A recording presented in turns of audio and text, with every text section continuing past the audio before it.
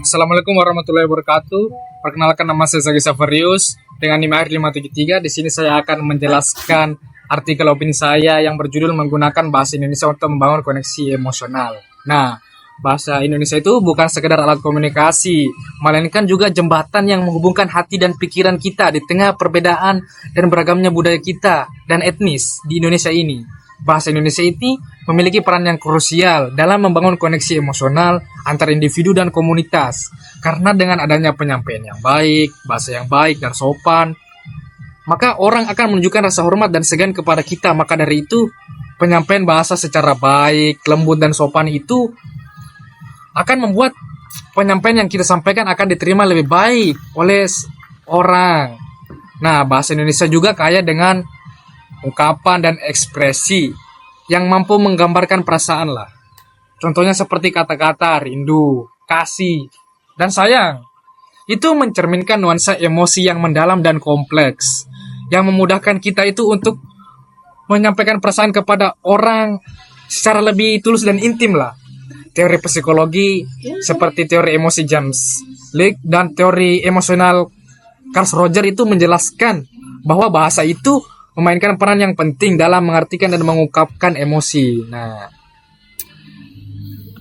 bahasa Indonesia juga akan digunakan dalam kehidupan sehari-hari. Penggunaan bahasa Indonesia itu mempererat hubungan antar warga. Nah, ada juga contoh seperti, misalnya saya ini kan pendatang dari Sulawesi. Nah, otomatis saya kan nggak bisa bahasa Jawa, maka di sini saya menggunakan bahasa Indonesia dan teman saya juga pasti mengerti bahasa Indonesia. Itu seperti bisa menghubungkan kita satu sama lain, hati dan pikiran kita saling terhubung gara-gara bahasa Indonesia ini. Bahasa Indonesia juga merupakan simbol dan identitas nasional yang memperkuat rasa kebersamaan kita lah di warga negara ini. Dengan berbicara bahasa Indonesia juga itu kita seperti merayakan keanekaragaman kita dan mengakui persamaan lah. Sebagai bangsa Indonesia, menguasai bahasa Indonesia itu bukan hanya tentang tata bahasa dan kosakata, tapi kalau bisa juga tentang literasi emosionalnya yang memahami bagaimana menggunakan bahasa untuk menyampaikan perasaan dengan benar. Nah, pendidikan juga itu memiliki peran penting untuk mengajarkan bahasa Indonesia yang baik, yang tepat. Kita harus membangun koneksi emosional. Contohnya, guru dan orang tua itu harus mendorong anak-anak untuk tidak hanya berfasih dalam berbahasa Indonesia, tetapi juga sensitif lah terhadap perasaan dan kebutuhan emosional orang lain. Nah, dengan begitu itu kita dapat membangun masyarakat yang lebih harmonis dan bersatu, di mana setiap individu itu merasa akan saling merasa tersambung dan dihargai lah.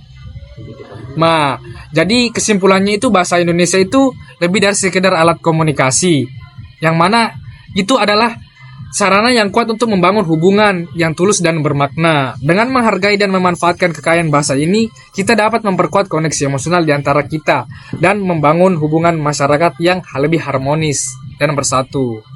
Terima kasih. Jika ada salah, mohon maaf dan terima kasih.